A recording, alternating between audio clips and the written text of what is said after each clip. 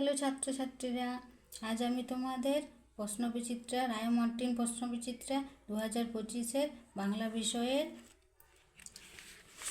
6 number সেটটি তোমাদেরকে আমি আজকে প্রশ্ন উত্তর সহ করিয়ে দেখাবো।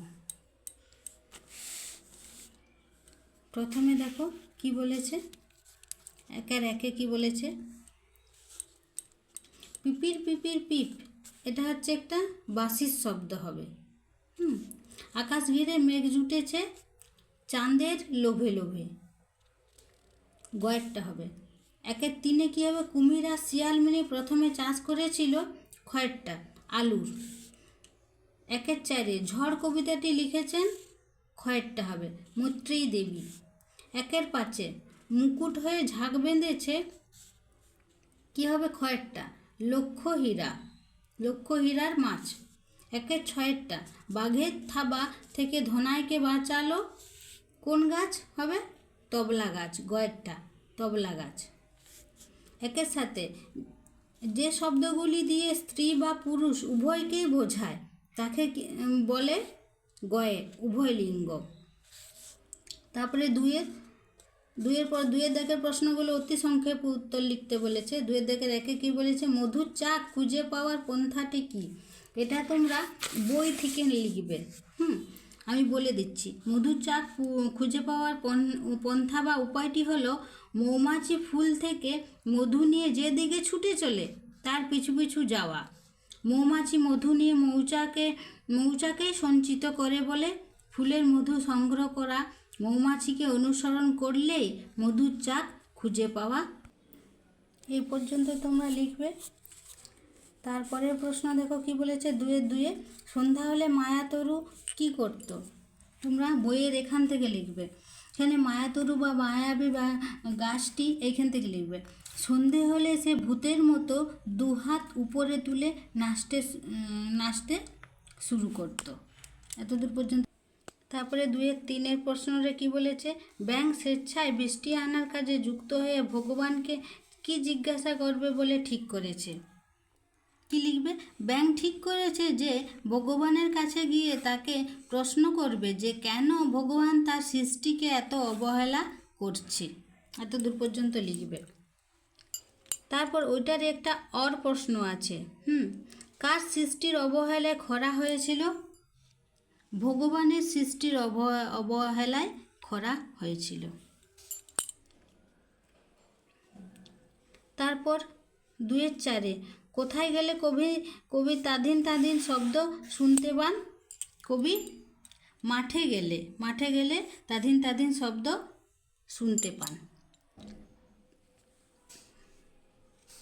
তারপরে দুয়ের পাঁচে মধু আনতে বাঘের মুখে গদ্যটিতে ধনায় কিসের মন্ত্র জানে, কি লিখবে, ধনায় মৌচাক ভাঙার মন্ত্র জানে।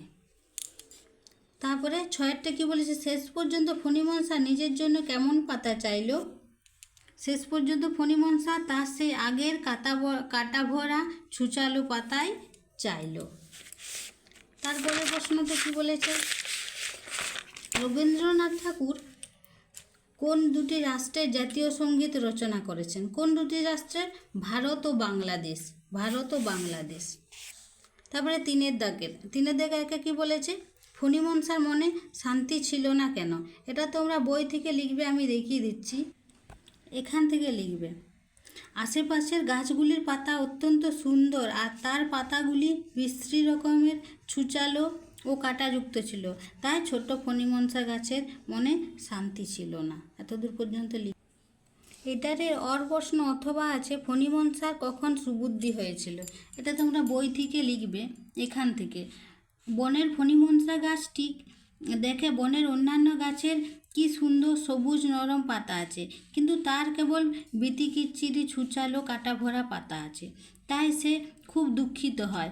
বনের পরীর আশীর্বাদে প্রথমে তা সোনার পাতা হয়ে যায়, কিন্তু ডাকাত দল এসে সেই পাতা লুট করে নিয়ে চলে যায়। দ্বিতীয়বার তার কাচের পাতা হলেও প্রবল ঝড়ে তা ভেঙে গুঁড়ো গুঁড়ো হয়ে যায়।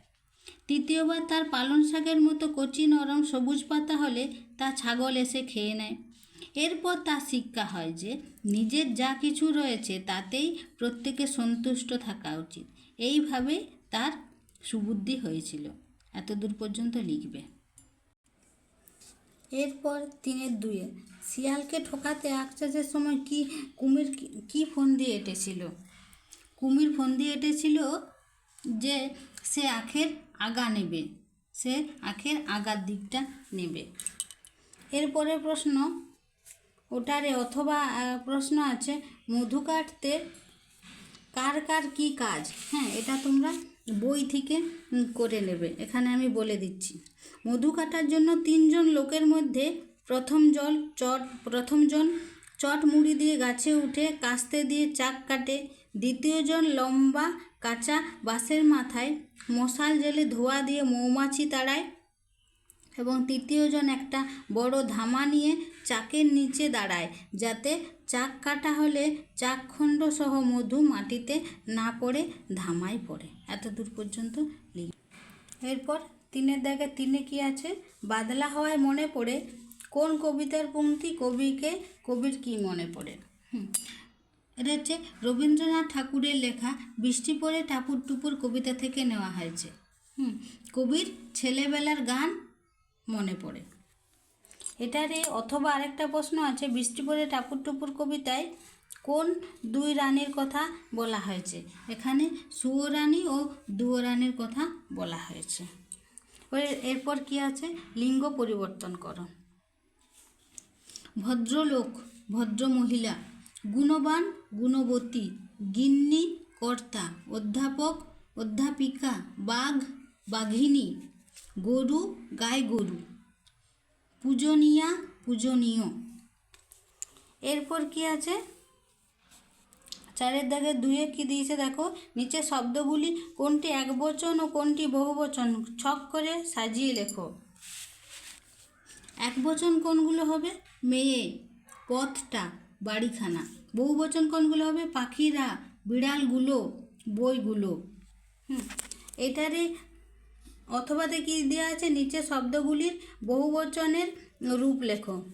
কি দেওয়া আছে? পক্ষী, পক্ষীকুল, সভ্য, সভ্যগণ, নক্ষত্র, নক্ষত্রপুঞ্জ। এখানে এটা আমাদের 6 নম্বর সেট এখানে শেষ হলো। এরপর 7 নম্বর সেটটা আমি পরের দিন করিয়ে দেবো, সে তোমরা পরের ভিডিওতে দেখে নেবে।